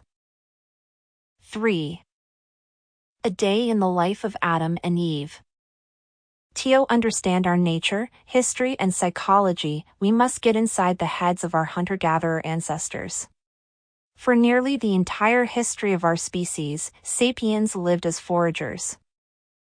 The past 200 years, during which ever-increasing numbers of sapiens have obtained their daily bread as urban laborers and office workers, and the preceding 10,000 years, during which most sapiens lived as farmers and herders, are the blink of an eye compared to the tens of thousands of years during which our ancestors hunted and gathered. The flourishing field of evolutionary psychology argues that many of our present-day social and psychological characteristics were shaped during this long pre-agricultural era. Even today, scholars in this field claim our brains and minds are adapted to a life of hunting and gathering. Our eating habits, our conflicts, and our sexuality are all the result of the way our hunter-gatherer minds interact with our current post-industrial environment, with its megacities, airplanes, telephones, and computers. This environment gives us more material resources and longer lives than those enjoyed by any previous generation, but it often makes us feel alienated, depressed, and pressured. To understand why, evolutionary psychologists argue we need to delve into the hunter-gatherer world that shaped us, the world that we subconsciously still inhabit. Why, for example, do people gorge on high-calorie food that is doing little good to their bodies? Today's affluent societies are in the throes of a plague of obesity, which is rapidly spreading to developing countries. It's a puzzle why we binge on the sweetest and greasiest food we can find, until we consider the eating habits of our forager forebears. In the savannas and forests they inhabited, high-calorie sweets were extremely rare and food in general was in short supply. A typical forager 30,000 years ago had access to only one type of sweet food, ripe fruit. If a Stone Age woman came across a tree groaning with figs, the most sensible thing to do was to eat as many of them as she could on the spot, before the local baboon band picked the tree bare. The instinct to gorge on high-calorie food was hardwired into our genes. Today we may be living in high-rise apartments with overstuffed refrigerators, but our DNA still thinks we are in the savannah. That's what makes us spoon down an entire tub of Ben and Jerry's when we find one in the freezer and wash it down with a jumbo Coke. This gorging gene theory is widely accepted. Other theories are far more contentious. For example, some evolutionary psychologists argue that ancient foraging bands were not composed of nuclear families centered on monogamous couples. Rather, foragers lived in communes devoid of private property, monogamous relationships, and even fatherhood. In such a band, a woman could have sex and form intimate bonds with several men simultaneously, and all of the band's adults cooperated in parenting its children. Since no man knew definitively which of the children were his, men showed equal concern for all youngsters. Such a social structure is not an Aquarian utopia. It's well documented among animals, notably our closest relatives, the chimpanzees and bonobos. There are even a number of present-day human cultures in which collective fatherhood is practiced, as for example among the Bari Indians. According to the beliefs of such societies, a child is not born from the sperm of a single man, but from the accumulation of sperm in a woman's womb. A good mother will make a point of having sex with several different men, especially when she is pregnant, so that her child will enjoy the qualities not merely of the best hunter, but also of the best storyteller, the strongest warrior, and the most considerate lover. If this sounds silly, bear in mind that before the development of modern embryological studies, people had no solid evidence that babies are always sired by a single father rather than by many. The proponents of this ancient commune theory argue that the frequent infidelities that characterize modern marriages, and the high rates of divorce, not to mention the cornucopia of psychological complexes from which both children and adults suffer, all result from forcing humans to live in nuclear families and monogamous relationships that are incompatible with our biological software. Many scholars vehemently reject this theory, insisting that both monogamy and the forming of nuclear families are core human behaviors.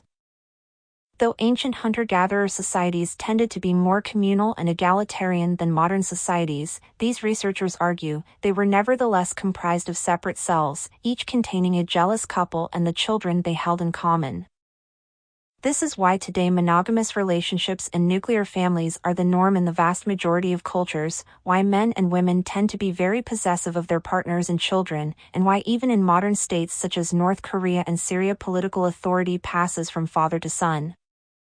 In order to resolve this controversy and understand our sexuality, society, and politics, we need to learn something about the living conditions of our ancestors, to examine how sapiens lived between the cognitive revolution of 70,000 years ago and the start of the agricultural revolution about 12,000 years ago. Unfortunately, there are few certainties regarding the lives of our forager ancestors.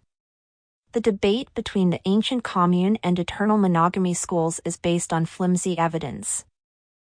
We obviously have no written records from the age of foragers, and the archaeological evidence consists mainly of fossilized bones and stone tools.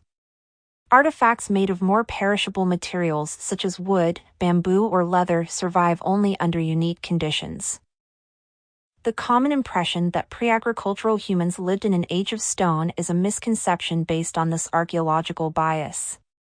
The Stone Age should more accurately be called the Wood Age, because most of the tools used by ancient hunter-gatherers were made of wood.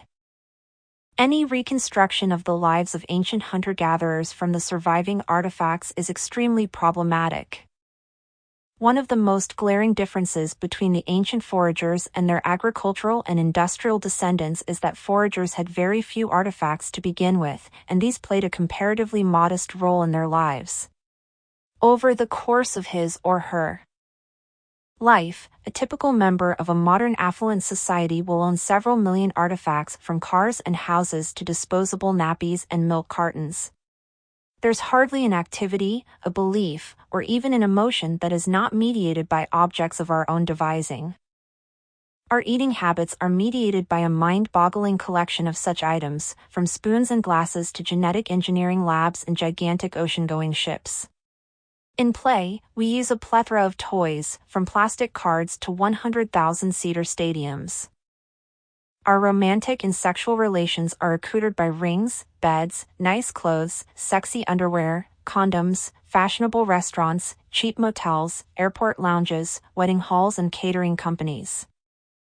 Religions bring the sacred into our lives with Gothic churches, Muslim mosques, Hindu ashrams, Torah scrolls, Tibetan prayer wheels, priestly cassocks, candles, incense, Christmas trees, matzo balls, tombstones, and icons.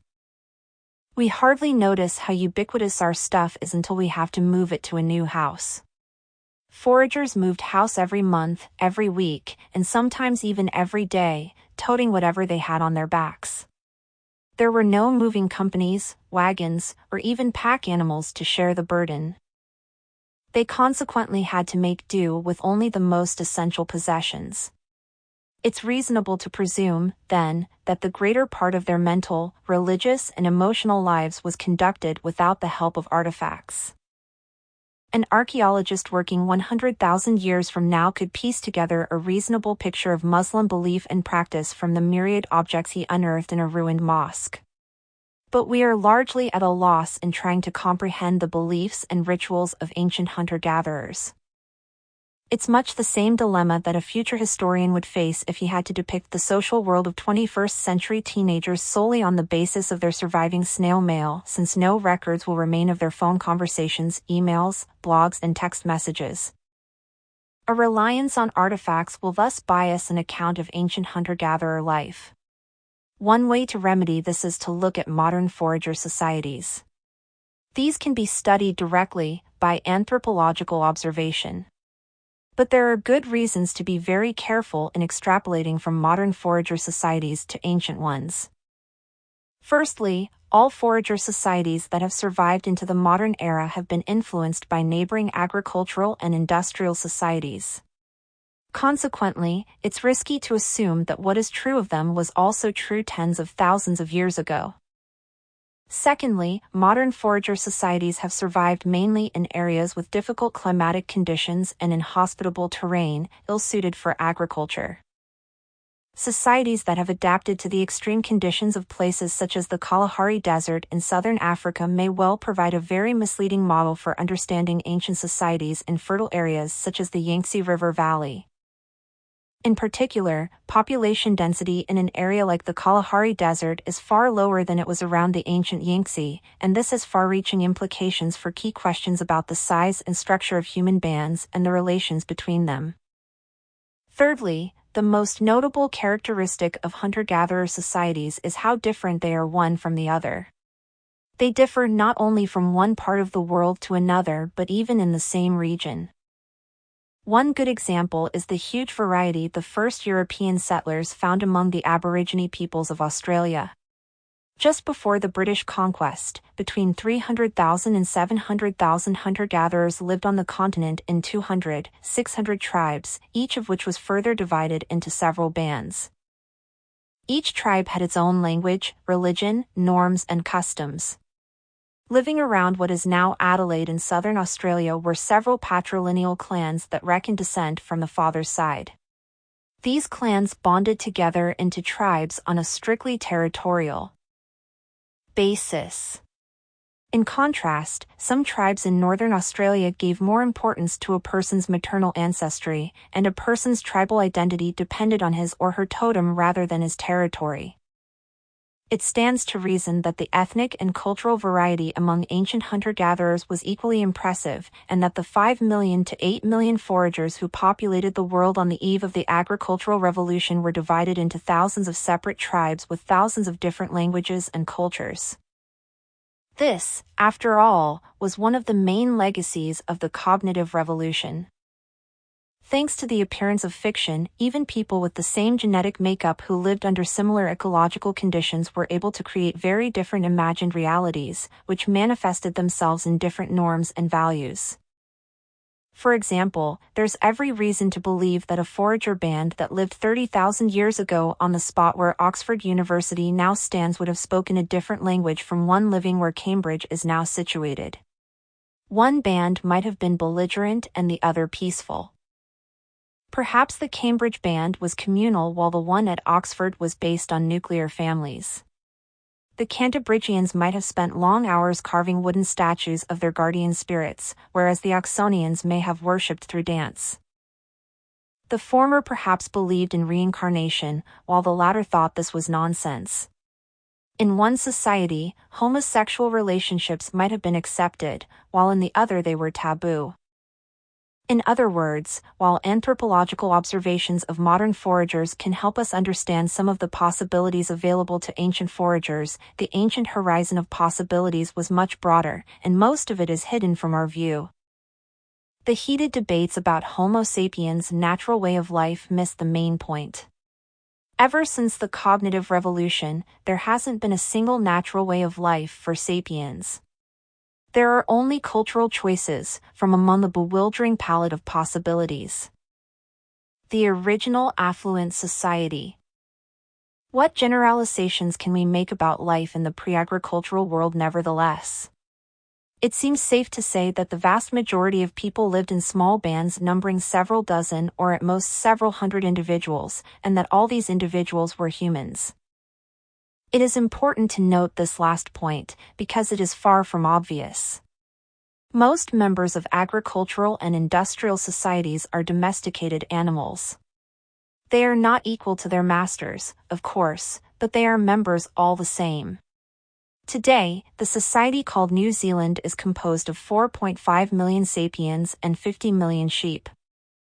There was just one exception to this general rule: the dog. The dog was the first animal domesticated by Homo sapiens, and this occurred before the agricultural revolution. Experts disagree about the exact date, but we have incontrovertible evidence of domesticated dogs from about 15,000 years ago. They may have joined the human pack thousands of years earlier. Dogs were used for hunting and fighting, and as an alarm system against wild beasts and human intruders. With the passing of generations, the two species co-evolved to communicate well with each other. Dogs that were most attentive to the needs and feelings of their human companions got extra care and food, and were more likely to survive. Simultaneously, dogs learned to manipulate people for their own needs. A 15,000-year bond has yielded a much deeper understanding and affection between humans and dogs than between humans and any other animal. In some cases, dead dogs were even buried ceremoniously, much like humans. Members of a band knew each other very intimately, and were surrounded throughout their lives by friends and relatives. Loneliness and privacy were rare. Neighboring bands probably competed for resources and even fought one another, but they also had friendly contacts. They exchanged members, hunted together, traded rare luxuries, cemented political alliances, and celebrated religious festivals. Such cooperation was one of the important trademarks of Homo sapiens, and gave it a crucial edge over other human species. Sometimes relations with neighboring bands were tight enough that together they constituted a single tribe, sharing a common language, common myths, and common norms and values. Yet we should not overestimate the importance of such external relations. Even if in times of crisis neighboring bands drew closer together, and even if they occasionally gathered to hunt or feast together, they still spent the vast majority of their time in complete isolation and independence. Trade was mostly limited to prestige items such as shells, amber, and pigments. There is no evidence that people traded staple goods like fruits and meat, or that the existence of one band depended on the importing of goods from another. Socio-political relations, too, tended to be sporadic. The tribe did not serve as a permanent political framework, and even if it had seasonal meeting places, there were no permanent towns or institutions. The average person lived many months without seeing or hearing a human from outside of her own band, and she encountered throughout her life no more than a few hundred humans. The sapiens population was thinly spread over vast territories. Before the agricultural revolution, the human population of the entire planet was smaller than that of today's Cairo. 7. First pet? A 12,000-year-old tomb found in northern Israel. It contains the skeleton of a 50-year-old woman next to that of a puppy. The puppy was buried close to the woman's head. Her left hand is resting on the dog in a way that might indicate an emotional connection. There are, of course, other possible explanations. Perhaps, for example, the puppy was a gift to the gatekeeper of the next world. Most sapiens bands lived on the road, roaming from place to place in search of food. Their movements were influenced by the changing seasons, the annual migrations of animals, and the growth cycles of plants. They usually traveled back and forth across the same home territory, an area of between several dozen and many hundreds of square kilometers. Occasionally, bands wandered outside their turf and explored new lands, whether due to natural calamities, violent conflicts, demographic pressures, or the initiative of a charismatic leader. These wanderings were the engine of human worldwide expansion. If a forager band split once every 40 years and its splinter group migrated to a new territory 100 kilometers to the east, the distance from East Africa to China would have been covered in about 10,000 years. In some exceptional cases, when food sources were particularly rich, bands settled down in seasonal and even permanent camps. Techniques for drying, smoking, and freezing food also made it possible to stay put for longer periods. Most importantly, alongside seas and rivers rich in seafood and waterfowl, humans set up permanent fishing villages, the first permanent settlements in history, long predating the agricultural revolution. Fishing villages might have appeared on the coasts of Indonesian islands as early as 45,000 years ago. These may have been the base from which Homo sapiens launched its first transoceanic enterprise, the invasion of Australia. In most habitats, sapiens bands fed themselves in an elastic and opportunistic fashion. They scrounged for termites, picked berries, dug for roots, stalked rabbits, and hunted bison and mammoth. Notwithstanding the popular image of man the hunter, gathering was sapiens' main activity, and it provided most of their calories, as well as raw materials such as flint, wood, and bamboo. Sapiens did not forage only for food and materials. They foraged for knowledge as well. To survive, they needed a detailed mental map of their territory. To maximize the efficiency of their daily search for food, they required information about the growth patterns of each plant and the habits of each animal. They needed to know which foods were nourishing, which made you sick, and how to use others as cures. They needed to know the progress of the seasons and what warning signs preceded a thunderstorm or a dry spell. They studied every stream, every walnut tree, every bear cave, and every flintstone deposit in their vicinity. Each individual had to understand how to make a stone knife, how to mend a torn cloak, how to lay a rabbit trap, and how to face avalanches, snake bites, or hungry lions. Mastery of each of these many skills required years of apprenticeship and practice. The average ancient forager could turn a flint stone into a spear point within minutes. When we try to imitate this feat, we usually fail miserably. Most of us lack expert knowledge of the flaking properties of flint and basalt and the fine motor skills needed to work them precisely. In other words, the average forager had wider, deeper, and more varied knowledge of her immediate surroundings than most of her modern descendants. Today, most people in industrial societies don't need to know much about the natural world in order to survive. What do you really need to know in order to get by as a computer engineer, an insurance agent, a history teacher, or a factory worker? You need to know a lot about your own tiny field of expertise, but for the vast majority of life's necessities you rely blindly on the help of other experts, whose own knowledge is also limited to a tiny field of expertise. The human collective knows far more today than did the ancient bands. But at the individual level, ancient foragers were the most knowledgeable and skillful people in history. There is some evidence that the size of the average sapien's brain has actually decreased since the age of foraging. Survival in that era required superb mental abilities from everyone. When agriculture and industry came along, people could increasingly rely on the skills of others for survival, and new niches for imbeciles were opened up. You could survive and pass your unremarkable genes to the next generation by working as a water carrier or an assembly line worker. Foragers mastered not only the surrounding world of animals, plants, and objects, but also the internal world of their own bodies and senses. They listened to the slightest movement in the grass to learn whether a snake might be lurking there. They carefully observed the foliage of trees in order to discover fruits, beehives, and bird nests. They moved with a minimum of effort and noise, and knew how to sit, walk, and run in the most agile and efficient manner. Varied and constant use of their bodies made them as fit as marathon runners. They had physical dexterity that people today are unable to achieve even after years of practicing yoga or Tai Chi. The hunter-gatherer way of life differed significantly from region to region and from season to season, but on the whole foragers seem to have enjoyed a more comfortable and rewarding lifestyle than most of the peasants, shepherds, laborers, and office clerks who followed in their footsteps. While people in today's affluent societies work an average of 40 to 45 hours a week, and people in the developing world work 60 and even 80 hours a week, hunter-gatherers living today in the most inhospitable of habitats such as the Kalahari Desert work on average for just 35 to 45 hours a week.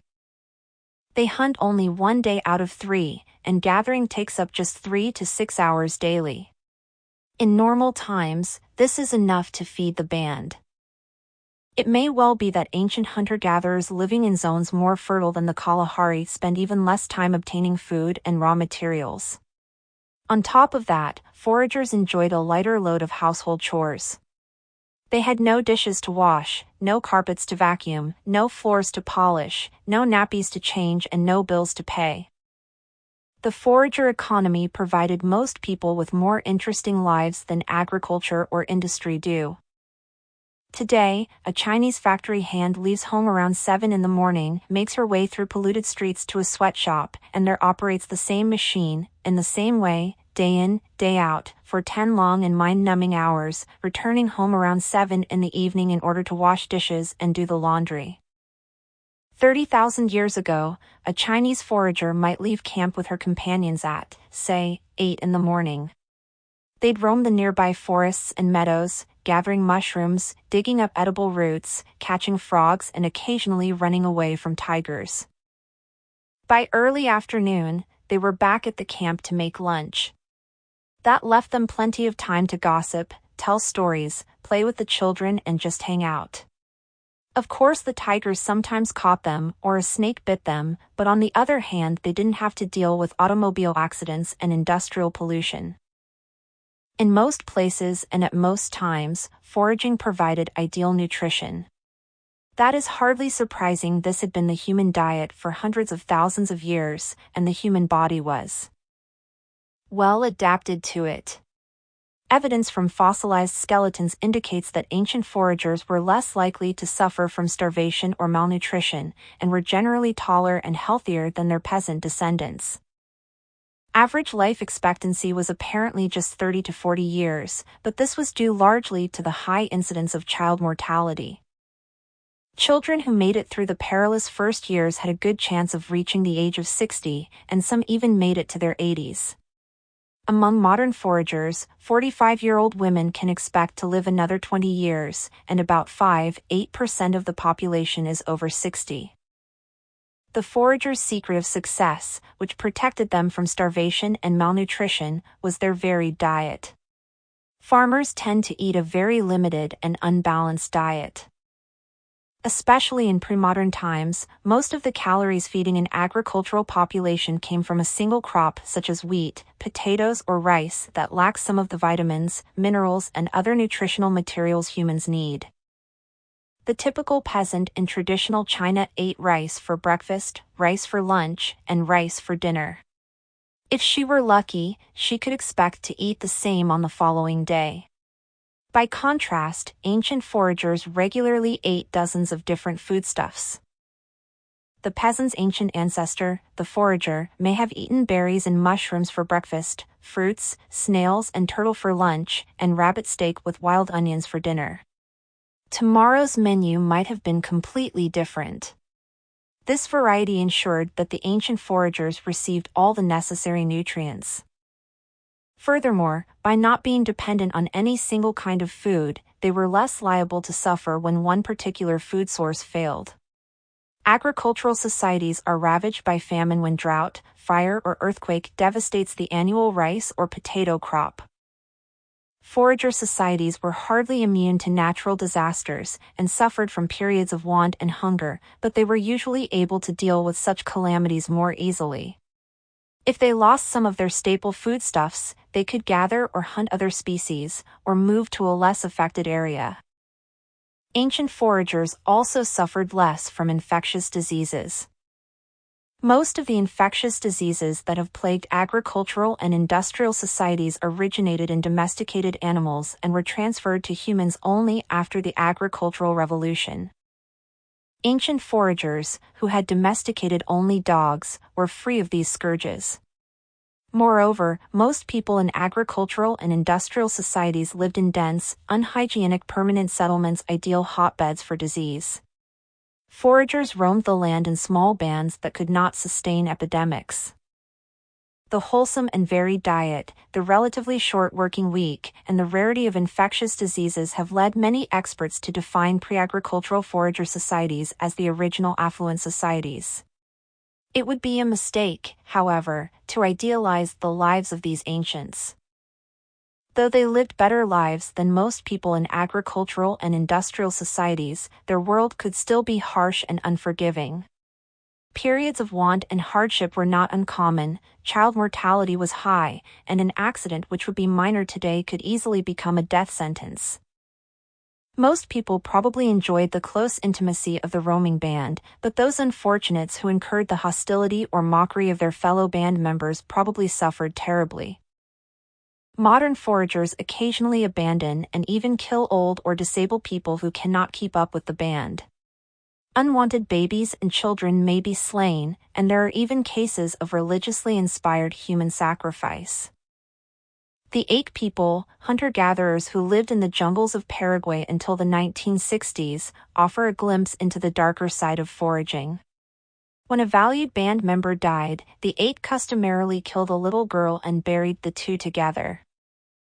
Anthropologists who interviewed the Ache recorded a case in which a band abandoned a middle-aged man who fell sick and was unable to keep up with the others. He was left under a tree. Vultures perched above him, expecting a hearty meal. But the man recuperated, and, walking briskly, he managed to rejoin the band. His body was covered with the bird's feces, so he was henceforth nicknamed Vulture Droppings. When an old Ache woman became a burden to the rest of the band, one of the younger men would sneak behind her and kill her with an axe blow to the head. An Ache man told the inquisitive anthropologist stories of his prime years in the jungle. I customarily killed old women. I used to kill my aunts. The women were afraid of me. Now, here with the whites, I have become weak. Babies born without hair, who were considered underdeveloped, were killed immediately. One woman recalled that her first baby girl was killed because the men in the band did not want another girl. On another occasion, a man killed a small boy because he was in a bad mood and the child was crying. Another child was buried alive because it was funny looking and the other children laughed at it. We should be careful, though, not to judge the Ache too quickly. Anthropologists who lived with them for years report that violence between adults was very rare. Both women and men were free to change partners at will. They smiled and laughed constantly, had no leadership hierarchy, and generally shunned domineering people. They were extremely generous with their few possessions, and were not obsessed with success or wealth. The things they valued most in life were good social interactions and high-quality friendships. They viewed the killing of children, sick people, and the elderly as many people today view abortion and euthanasia. It should also be noted that the Ache were hunted and killed without mercy by Paraguayan farmers. The need to evade their enemies probably caused the Ache to adopt an exceptionally harsh attitude towards anyone who might become a liability to the band. The truth is that Ache society, like every human society, was very complex. We should beware of demonizing or idealizing it on the basis of a superficial acquaintance. The Ache were neither angels nor fiends, they were humans. So, too, were the ancient hunter-gatherers. Talking ghosts. What can we say about the spiritual and mental life of the ancient hunter-gatherers? The basics of the forager economy can be reconstructed with some confidence based on quantifiable and objective factors. For example, we can calculate how many calories per day a person needed in order to survive, how many calories were obtained from a kilogram of walnuts, and how many walnuts could be gathered from a square kilometer of forest.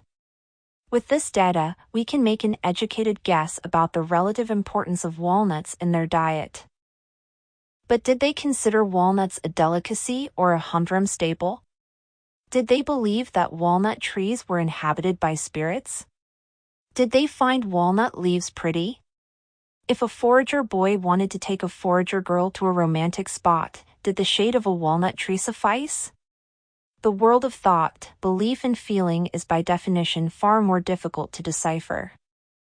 Most scholars agree that animistic beliefs were common among ancient foragers. Animism. is the belief that almost every place, every animal, every plant, and every natural phenomenon has awareness and feelings, and can communicate directly with humans. Thus, animists may believe that the big rock at the top of the hill has desires and needs. The rock might be angry about something that people did and rejoice over some other action. The rock might admonish people or ask for favors.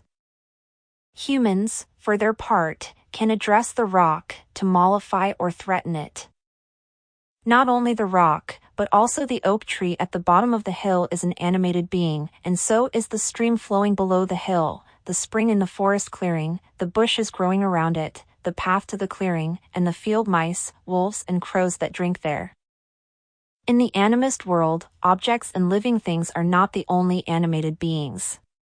There are also immaterial entities, the spirits of the dead, and friendly and malevolent beings, the kind that we today call demons, fairies, and angels. Animists believe that there is no barrier between humans and other beings.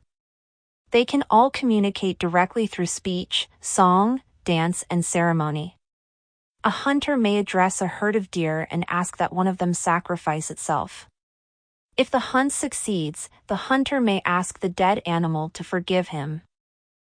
When someone falls sick, a shaman can contact the spirit that caused the sickness and try to pacify it or scare it away. If need be, the shaman may ask for help from other spirits. What characterizes all these acts of communication is that the entities being addressed are local beings. They are not universal gods, but rather a particular deer, a particular tree, a particular stream, a particular ghost. Just as there is no barrier between humans and other beings, neither is there a strict hierarchy. Non-human entities do not exist merely to provide for the needs of man. Nor are they all-powerful gods who run the world as they wish. The world does not revolve around humans or around any other particular group of beings. Animism is not a specific religion. It is a generic name for thousands of very different religions, cults, and beliefs. What makes all of them animist is this common approach to the world and to man's place in it. Saying that ancient foragers were probably animists is like saying that pre-modern agriculturists were mostly theists. Theism is the view that the universal order is based on a hierarchical relationship between humans and a small group of ethereal entities called gods. It is certainly true to say that pre-modern agriculturists tended to be theists, but it does not teach us much about the particulars. The generic rubric. Theists covers Jewish rabbis from 18th century Poland, witch-burning Puritans from 17th century Massachusetts, Aztec priests from 15th century Mexico, Sufi mystics from 12th century Iran, 10th century Viking warriors, 2nd century Roman legionnaires, and 1st century Chinese bureaucrats. Each of these viewed the other's beliefs and practices as weird and heretical. The differences between the beliefs and practices of groups of animistic foragers were probably just as big. Their religious experience may have been turbulent and filled with controversies, reforms, and revolutions. But these cautious generalizations are about as far as we can go. Any attempt to describe the specifics of archaic spirituality is highly speculative, as there is next to no evidence to go by, and the little evidence we have, a handful of artifacts and cave paintings, can be interpreted in myriad ways. The theories of scholars who claim to know what the foragers felt shed much more light on the prejudices of their authors than on Stone Age religions. Instead of erecting mountains of theory over a molehill of tomb relics, cave paintings, and bone statuettes, it is better to be frank and admit that we have only the haziest notions about the religions of ancient foragers. We assume that they were animists, but that's not very informative. We don't know which spirits they prayed to, which festivals they celebrated, or which taboos they observed. Most importantly, we don't know what stories they told. It's one of the biggest holes in our understanding of human history. The socio-political world of the foragers is another area about which we know next to nothing. As explained above, scholars cannot even agree on the basics, such as the existence of private property, nuclear families, and monogamous relationships. It's likely that different bands had different structures. Some may have been as hierarchical, tense and violent as the nastiest chimpanzee group, while others were as laid-back, peaceful and lascivious as a bunch of bonobos. 8. A painting from Lascaux Cave, c. 15,000, 20,000 years ago. What exactly do we see, and what is the painting's meaning? Some argue that we see a man with the head of a bird and an erect penis, being killed by a bison. Beneath the man is another bird which might symbolize the soul, released from the body at the moment of death. If so, the picture depicts not a prosaic hunting accident, but rather the passage from this world to the next. But we have no way of knowing whether any of these speculations are true. It's a Rorschach test that reveals much about the preconceptions of modern scholars and little about the beliefs of